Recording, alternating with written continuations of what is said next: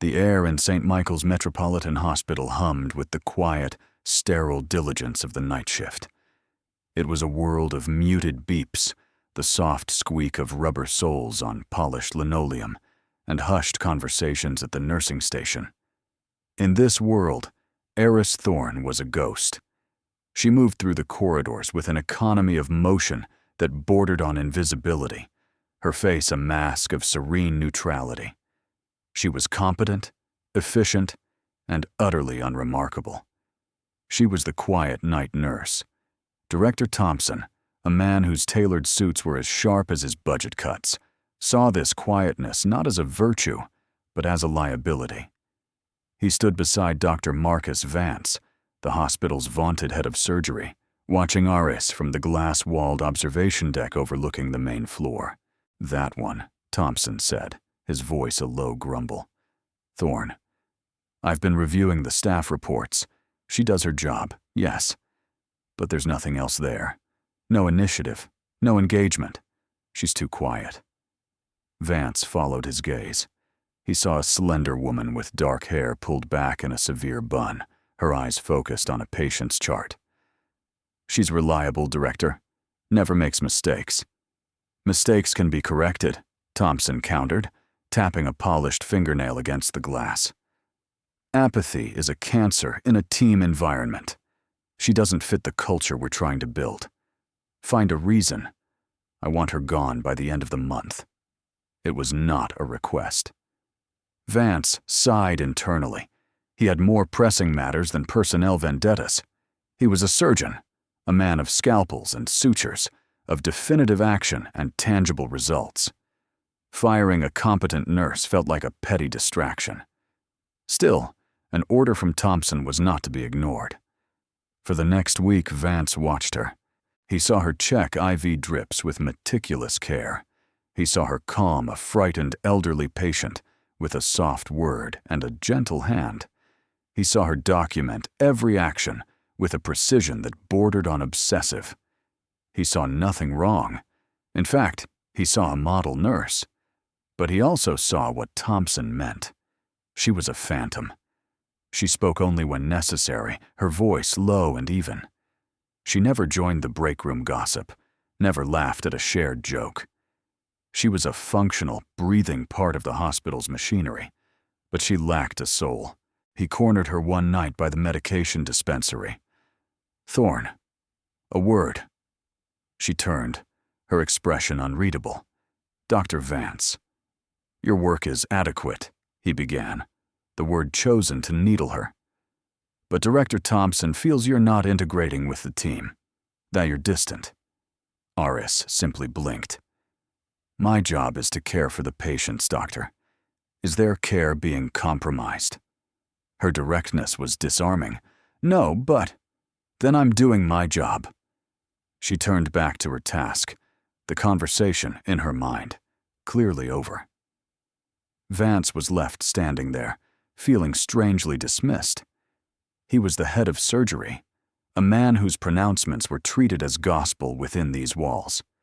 This quiet little nurse had just stonewalled him without raising her voice a single decibel.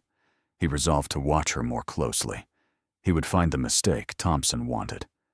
The chaos began, as it often did, with a single, jarring sound. Not a crash or a scream, but the sharp, frantic blare of a hospital-wide security alert. Code Silver. Active threat. Doors slammed shut. Nurses and orderlies scrambled. A panicked choreography of securing wards and moving patients. Vance, caught mid-consultation, ran towards the central command hub. The reports crackling over the radios were confused, contradictory. An escaped patient. From the Northgate psychiatric facility next door. He'd somehow breached 3 layers of security. He was ex-military, and he was barricaded in operating room 3. Vance skidded to a halt outside the surgical wing. Hospital security, looking woefully out of their depth in their crisp but useless uniforms, had formed a loose, uncertain perimeter. 2 city police officers were crouched behind a gurney, weapons drawn. "What's the situation?" Vance demanded, A terrified-looking surgical tech answered. He just ran in there, grabbed a tray. He has a scalpel, doctor. He's yelling. Things? Army stuff. Vance peered through the small window in the OR door.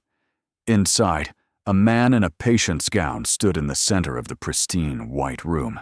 He was lean and wiry, his eyes wide with a terror that had curdled into aggression. He held a number 10 scalpel like a combat knife. A dark, ugly stain was spreading across the front of his gown, originating from his abdomen. He was bleeding. "This is Dr. Vance," he said into the intercom, adopting his most commanding, reassuring tone. "Son, you're in a hospital. You're safe. Let's just talk." The man's head snapped towards the speaker. "Negative. Check your corners. Hostiles in the wire." His voice was a raw, shredded bark. "Where is Valkyrie? I need a sit rep from Valkyrie." The police officers exchanged a look. This was going nowhere. The stalemate stretched, thick and suffocating. The man inside was losing blood, and every passing second brought him closer to crashing. Aris arrived at the edge of the scene, a silent shadow drawn by the commotion. She took in the tableau. The armed police, the panicked staff, Vance's futile attempts at communication. Her eyes, however, were fixed on the monitor feed from inside OR3. She wasn't looking at the man's face or the weapon in his hand. She was looking at the rhythm of his breathing, the tension in his shoulders, the way he planted his feet. She knew that stance. It was the posture of a soldier trying to hold a defensive position, even when the enemy was inside his own head. Then she heard the name. Valkyrie. A name she had buried under 6 feet of grief and regret. A name she had not heard in 5 years. Her blood ran cold. Her gaze flicked to the dark stain on his gown. It wasn't just a simple bleed. She recognized the location, the potential source. It was a classic presentation for a migrating IED fragment, a devilish little piece of shrapnel that could lie dormant for years before shifting to sever an artery or perforate a bowel. The man inside wasn't just a threat. He was a ticking time bomb of exsanguination. She pushed through the cluster of onlookers, her movements suddenly imbued with a purpose that made people step aside. "Let me talk to him," she said, her voice clear and steady. Vance turned, his face a mask of irritation. "Nurse, get back. This is a police matter now. You are not equipped to handle this." Director Thompson appeared at his elbow, drawn by the crisis. "He's right, Thorne. This is way above your pay grade. Let the professionals do their job." But the man inside had seen her. Through the window, his frantic eyes locked with hers. The wildness in them flickered, replaced by a spark of desperate recognition. The scalpel in his hand trembled. "Valkyrie," he whispered, the name a prayer. He pointed the blade not at the police, but at her. "Valkyrie, you're here." The OR, the hallway, the entire world seemed to fall silent. Every eye turned from the crazed man to the quiet night nurse. Vance's mouth hung slightly open. Thompson stared, utterly bewildered. Aris ignored them all. Her focus was a laser beam connecting her to the man in the room. She took a step closer to the door, her hands held open and empty at her sides.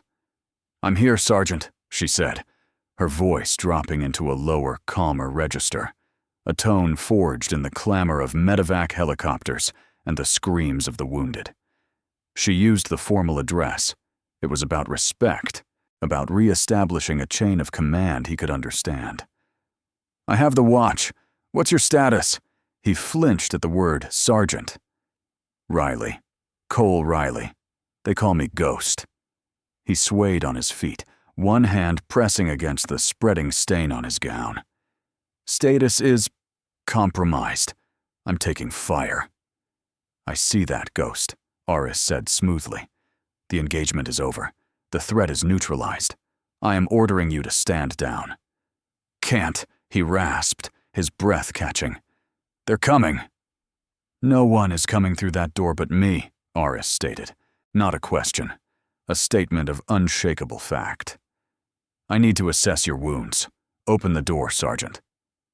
Vance finally found his voice. Are you insane? He'll kill you. No, he won't, Riss said without looking at him. He's a soldier, and he trusts me. She turned her head just enough to meet Vance's eyes. He's bleeding out. His BP is dropping. I can see it in his pallor. We have maybe 10 minutes before he goes into irreversible shock. Your way, he dies. My way, he might live. Your hospital. Your call. What would you have done in Dr. Vance's position?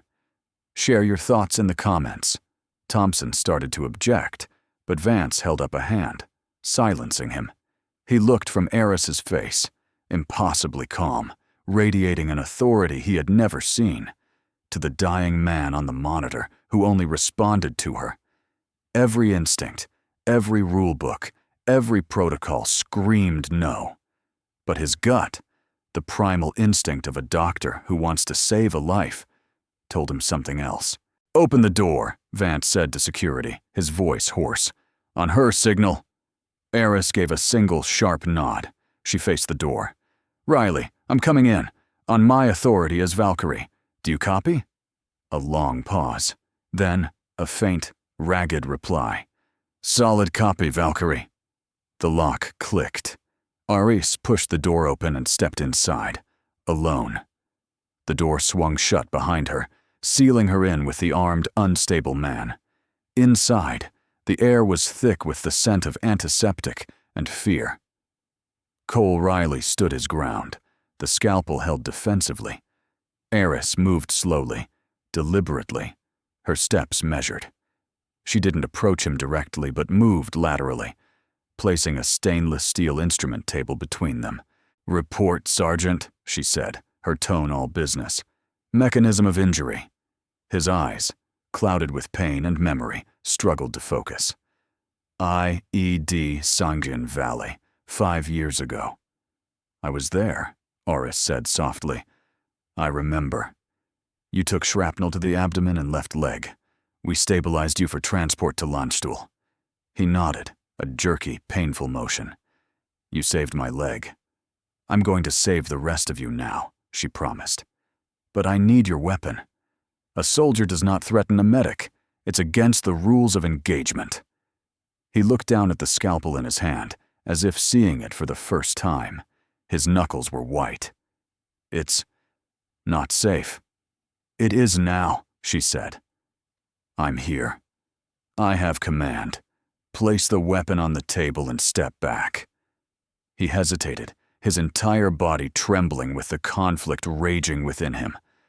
Then, with a choked sob, he lunged forward, not to attack, but to place the scalpel carefully on the table. The instant the weapon left his hand, the last of his strength seemed to vanish. His eyes rolled back in his head, and he crumpled to the floor in a heap. Aris was moving before he hit the ground.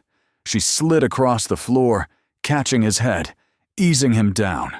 Her fingers went straight to his neck, finding a weak, thready pulse. She ripped his gown open. The wound was a puckered, angry scar, torn open from the inside.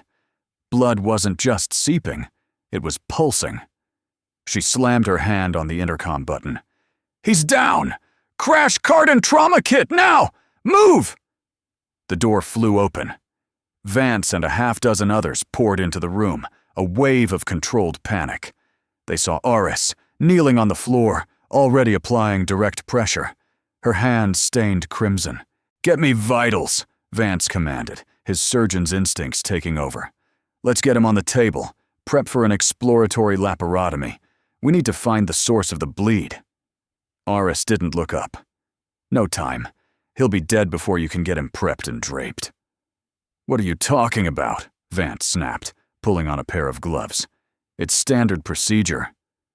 This isn't a standard procedure, she shot back, her voice ringing with an authority that stunned him into silence. It's a migrating fragment from the original blast. It's eroded through the wall of the superior mesenteric artery. He's not just bleeding into his abdomen, he's bleeding out his entire circulatory volume. We have maybe 3 minutes. She looked up, her eyes burning with a terrifying intensity. Get me a thoracotomy tray, a giggly saw, and a sterile field right here on the floor. And initiate massive transfusion protocol. I want O-neg blood and FFP hanging and running wide open before I make the first cut. Vance stared at her, as if she'd grown a second head. A thoracotomy? Here? On the floor? That's butchery. It's insane. Insane is letting him die while you follow a flowchart, Aris retorted, her hands never leaving the wound. I'm going to crack his chest, cross-clamp his aorta to buy his brain sometime, then get control of the bleeder in his abdomen. It's called a damage control laparotomy. It's ugly, it's brutal, and it's his only chance. Your protocol will deliver a well-prepped corpse to the morgue. My way, he might see tomorrow. The primary monitor above them let out a long, piercing shriek. Riley's blood pressure had bottomed out. He was in cardiac arrest. He's coding, a nurse yelled. Make a decision, doctor, Aris commanded, her voice cutting through the noise like a blade. Now. Vance was frozen. Everything she was suggesting violated a dozen regulations, 100 standards of care. It was reckless. It was barbaric. But the sound of that flatline tone was the sound of absolute failure. He looked at Aris's face, splattered with another man's blood, her eyes unwavering, and in that moment, he didn't see a quiet nurse. He saw a commander on a battlefield, the only person who knew the way out of the kill zone. Do it, he choked out.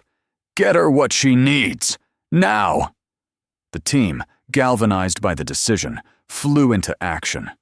A sterile drape was thrown on the floor. Trays clattered. A nurse started CPR.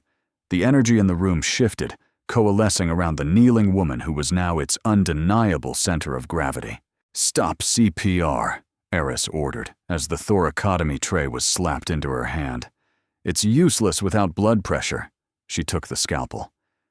I'm opening the chest at the 5th intercostal space. Her hand moved in a swift, sure arc, a red line blooming across Riley's chest. There was no hesitation, no wasted motion. She cut through skin, fat, and muscle with the confidence of someone who had done this 100 times in the dark, with sand and chaos as her companions. Rib spreaders. A nurse slapped the instrument into her palm. Aris inserted it into the incision and cranked it open, exposing the thoracic cavity with a sickening crunch of cartilage. The room gasped. Inside, the heart was still, quivering, but not beating. His heart is empty, she announced, her voice grim but steady. It has no blood to pump. I'm going for the descending aorta. She reached into the chest cavity, her gloved hand disappearing behind the lung. The team watched, mesmerized and horrified. This was not the elegant, bloodless surgery of their world. This was primal. Got it, she said. Aortic clamp. Vance, anticipating the move, had the clamp ready and passed it to her. She guided it into place by feel alone and clamped the body's largest artery shut. Aorta is cross-clamped. All available blood flow is now directed north to the brain and heart. Start direct cardiac massage. She guided a younger resident's hand onto the still heart. Squeeze, 1 beat per second. Gentle but firm. She immediately turned her attention back to the abdomen. Now we find the bleeder. Lap pads. All of them. She packed the abdominal cavity with gauze, her hands moving with a blinding, desperate speed. We're packing around the injury to tamponade the bleeding. Once we have temporary control, we can find the source and ligate it. For 2 minutes, that felt like an eternity. She worked, issuing a constant stream of commands and explanations. She was not just performing surgery. She was teaching a master class in trauma management under the most extreme duress. She directed Vance to manage the airway, another nurse to keep track of the blood products going in. She was the conductor, of a symphony of organized chaos. "There," she said, her voice tight with focus. "I feel it. The tear in the SMA. Suction." She worked by feel in the pool of blood, her fingers deftly placing clamps, then sutures. The frantic pace slowed, became more deliberate. The bleeding, which had seemed like an unstoppable torrent, began to subside. "Bleeding is controlled," she announced. "Release the aortic clamp, slowly." Vance, following her order, released the pressure. On the monitor, a weak, thready rhythm appeared. Then another, and another. The flat line was gone, replaced by a steady, if faint, sinus rhythm. A collective sigh of relief filled the room. The patient, who had been clinically dead on the floor of the OR, was alive. His heart was beating on its own. He was stabilized. Ara sat back on her heels, the tension draining from her shoulders. She looked at the monitors, at the patient's chest, a brutal landscape of her own making, and then at the stunned faces around her. The room was filled with a profound, echoing silence, a vacuum of awe and disbelief. Vance stared at her, his own hands trembling slightly. He had just witnessed something impossible, something he would have sworn could not be done outside of a military field hospital. He looked at this woman he had been planning to fire for being too quiet, this nurse whose name he barely knew, and he felt a chasm of ignorance open up beneath him. Who are you?" he finally managed to ask, the question a raw whisper. Aris slowly pulled off her bloody gloves. Her face was a blank canvas, but her eyes held the ghosts of 1,000 such moments. "I'm the quiet night nurse," she said, her voice devoid of triumph or sarcasm. It was just a statement of a fact that was no longer true. Vance took a deep breath, the sterile air feeling heavy in his lungs. He looked at the stabilized patient, then back at Aris. The arrogance that had defined his professional life had been stripped away, layer by painful layer, in the last 15 minutes. He was humbled. He was astounded. "I was wrong," he said, the words feeling inadequate but necessary. "About everything. I am deeply sorry." It wasn't just an apology. It was a surrender, a concession to a level of skill and courage he had never witnessed before. The professional conflict had ended. An alliance, forged in blood and desperation, had just begun. Hours later, Cole Riley was stable in the ICU, a web of tubes and wires connecting him to the machines that were keeping him alive. The story of what had happened in OR3 had already spread through the hospital like wildfire, mutating into legend with each retelling. The quiet night nurse who had cracked a man's chest on the floor and brought him back from the dead. Thompson and Vance found Eris in a small, empty on-call room. She was sitting on the edge of a cot, staring at her hands, which were now scrubbed clean, but still felt stained. "We need to talk," Thompson said, his usual bluster replaced by a cautious curiosity. He shut the door behind him. Vance spoke first. "That wasn't nursing, Thorne. I've been a surgeon for 25 years, and I've never seen anything like that. Not even in textbooks. The speed, the precision, the sheer audacity of it. Where did you learn to do that?" Iris remained silent for a long moment, the ghosts of her past swirling around her. She had built this quiet life to keep them at bay, and now they were here, demanding to be seen. Hiding was no longer an option. "I was a surgeon," she said, her voice barely a whisper. "A surgeon?" Vance pressed, leaning forward. "Where? What specialty?" "Trauma," she said, finally looking up at them. Her eyes were dark pools of memory. "Forward Surgical Team, 75th Ranger Regiment." The air went out of the room. Vance straightened up as if he'd been shocked. The 75th Ranger Regiment wasn't just elite.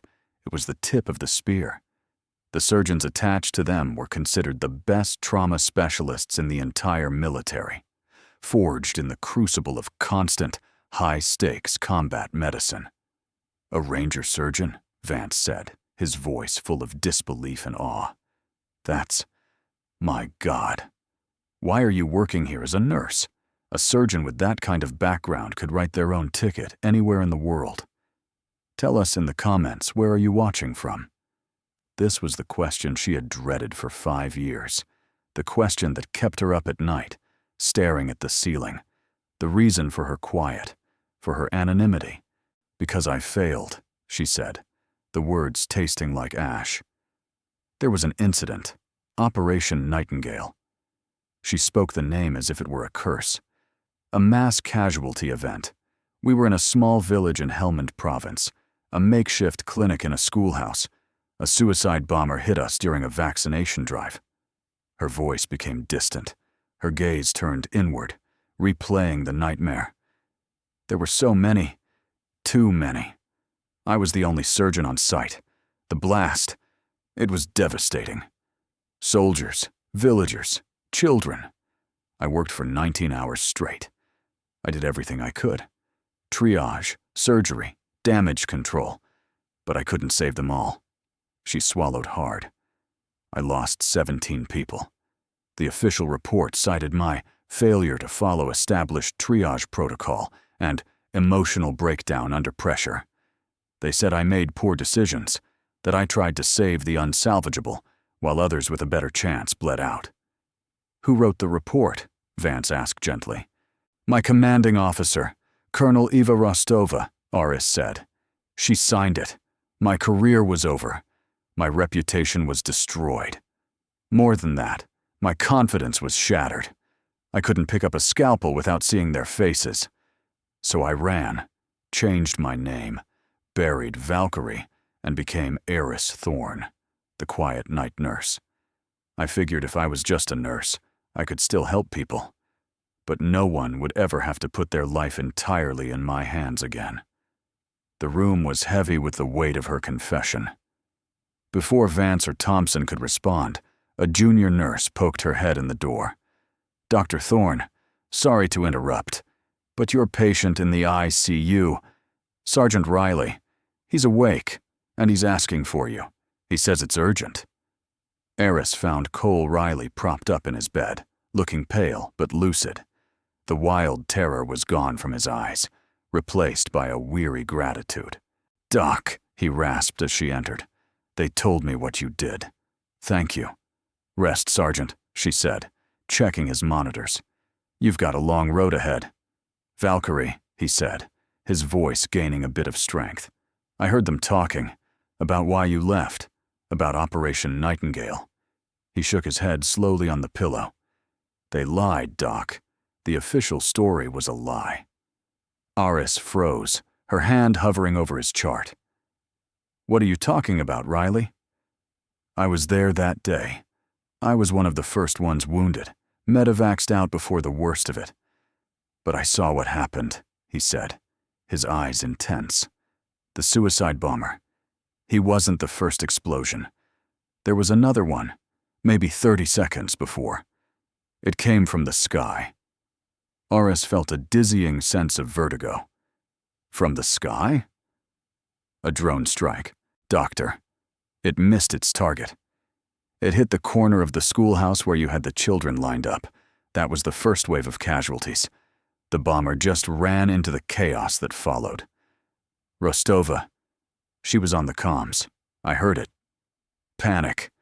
It was her call. Bad intel. She called in the strike, and it was a friendly fire incident of the worst kind. The pieces of the last 5 years of Aris's life slammed into place with the force of a physical blow. The impossible triage situation. The sheer number of catastrophic injuries that didn't match the bomber's payload. The way Rostova had avoided her gaze afterward. The swiftness of the investigation and the finality of the report that laid all the blame at her feet. She covered it up, Eris breathed, the realization sucking the air from her lungs. The chaos, the 17 people. It wasn't my failure to triage. It was her mistake. She blamed me to save her career. She buried you to hide the truth, Riley confirmed, his voice laced with years of suppressed anger. It wasn't your fault, Doc. None of it. You were a hero that day. The truth did not set her free. It trapped her in a new kind of prison, one made of righteous fury and stolen years. The weight of 17 deaths she had carried was not hers to bear. It belonged to Colonel Eva Rostova. The aftershocks of the revelation rippled outwards.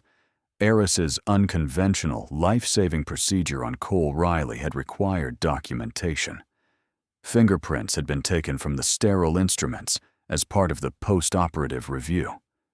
Those fingerprints, entered into the system, pinged a dormant flag in a high-level federal database, a database linked to special military operations personnel. The ghost was no longer a ghost.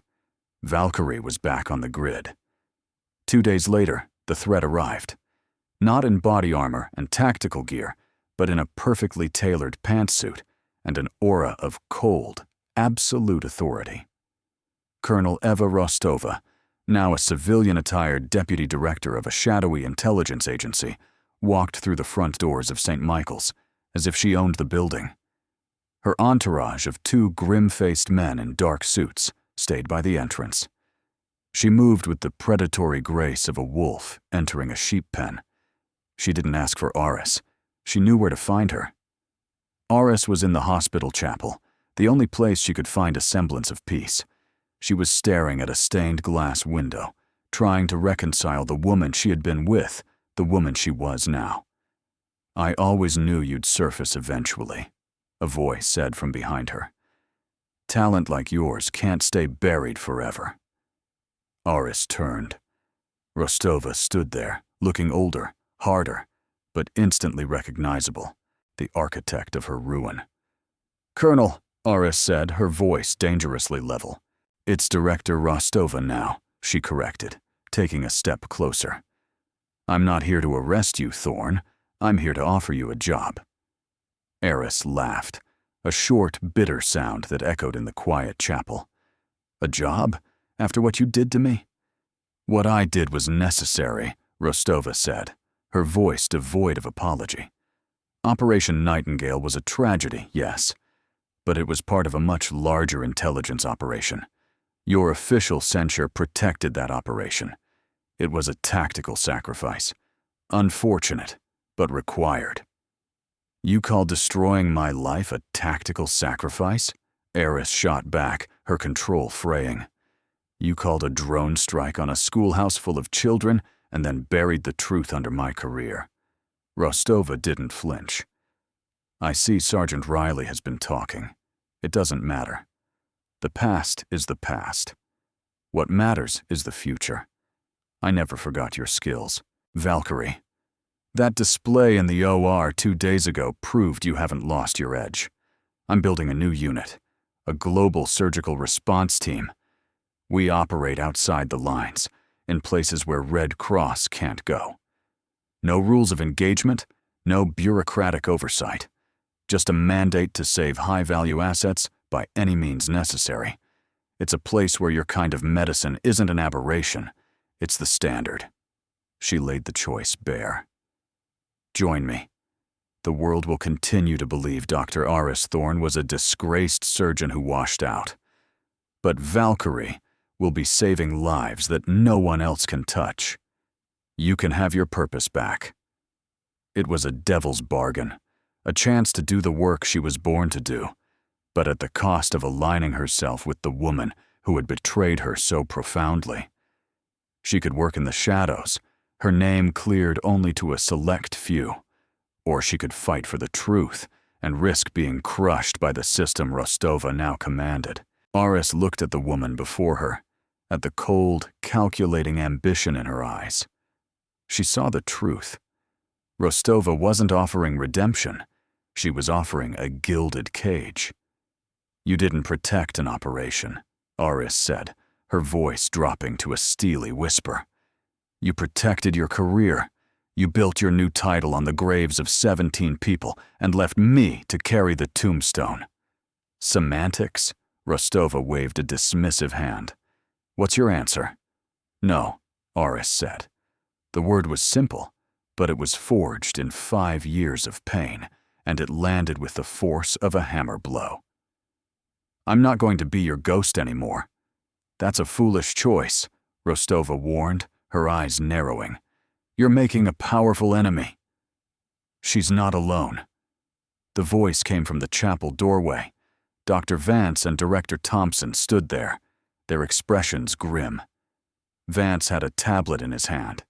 We heard everything, Director Rostova, Thompson said, his voice laced with a fury Aris had never heard from him.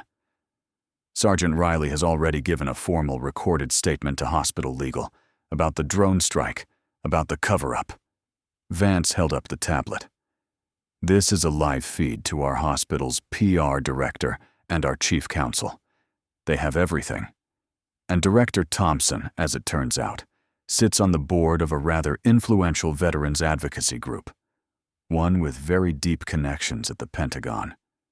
Thompson stepped forward, placing himself between Rostova and Aris. You come into my hospital, you try to intimidate my staff, and you threaten a decorated veteran under my care. You've made a grave miscalculation. You think your power is based on secrets? Well, this secret is about to get very, very loud. Rostova's composure finally cracked. A flicker of something that looked like fear crossed her face. Her power was absolute, but only in the shadows. A public scandal involving a friendly fire incident on civilians, witnessed by a decorated soldier and backed by a major hospital. That could end her. You have no idea what you're meddling in, she hissed. Aris met her gaze, no longer afraid. I've faced worse, she said quietly. And I wasn't alone then either. I had a team. She glanced in the direction of the ICU, where Cole Riley was recovering. And I have one now. Defeated, Rostova turned without another word and swept out of the chapel, her 2 silent sentinels falling into step behind her. She was not vanquished, but she was repelled. The immediate threat was over. In the silence that followed, Aris took her first breath as a free woman. The weight was gone. The decision to stop hiding was not a single moment, but a series of small, deliberate acts of reclamation. The first was filing the paperwork to have her medical license officially reinstated under her true name, Dr. Aris Thorne. It was a mountain of bureaucracy, but with a formal witnessed deposition from Cole Riley and a letter of commendation from Dr. Vance detailing the events in OR3, the process was expedited. Director Thompson, however, had bigger plans. He saw not just a brilliant surgeon he had almost fired, but a paradigm-shifting asset. He saw a way to turn St. Michael's from a reputable metropolitan hospital into a world-class institution. He called her into his office, the same office where he had ordered Vance to fire her just weeks before. Dr. Thorne, he began, his tone one of deep respect. What you did, it opened my eyes. We are bound by protocols and procedures that, in extreme circumstances, fail us. You operate on a different level. I don't want to just give you your old job back. I want to create a new one for you. He slid a folder across his polished desk. I've already secured preliminary funding from the board. We're establishing the St. Michael's Center for Advanced Trauma and Veteran Care, a new wing, a new department. It will specialize in complex trauma cases, particularly those with military origins. It will also serve as a training center, teaching your unconventional but life-saving techniques to the next generation of trauma surgeons. He looked her in the eye. I want you to run it. Director Thorne, build it from the ground up. Design the trauma base. Write the protocols. Choose your team, your hospital, your rules. Aris was speechless. It was more than she could have ever dreamed of. It was not just a job. It was a mission, a purpose, a way to honor the past and build a new future, not just for herself, but for all the soldiers like Cole Riley who came home with wounds, both visible and invisible, that civilian medicine didn't understand. She accepted. 6 months later, the transformation was complete. The quiet, spectral night nurse was gone. In her place stood Dr. Eris Thorne, director of the CATVC. She walked the halls of her new wing with an air of calm, unshakable authority. Her hair was still pulled back, but not to hide. It was the practical style of a woman, ready for action at a moment's notice. The quietness had not vanished, but it had changed. It was no longer the silence of fear, but the focused calm of command. The final scene of her old life played out not in a dramatic confrontation, but in a quiet hospital room. Cole Riley, now fully recovered, was being discharged. "You gave me my life back, Doc," he said, standing tall in his civilian clothes. "You gave me mine, Sergeant," she replied, shaking his hand. "We're even." The doors to the trauma bay slid open with a pneumatic hiss. A voice from the comm system crackled to life. "Code Omega, multi-vehicle collision, I-95. Multiple critical injuries. ETA 5 minutes. Eris turned. Dr. Vance, now her second in command, stood ready, his expression one of complete trust and admiration.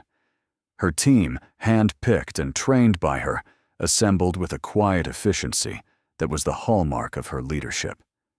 The air hummed, not with panic, but with readiness. She was no longer haunted by her past, but empowered by it. She had integrated the fierce, life-saving spirit of Valkyrie with the measured, healing hands of Dr. Thorne. She was whole. She pulled on a fresh pair of gloves, her movements fluid and certain. She looked at the faces of her team, her new squad, and saw her own purpose reflected back at her. "All right," she said, her voice ringing with clarity and strength in the sudden silence before the storm. "Let's go to work."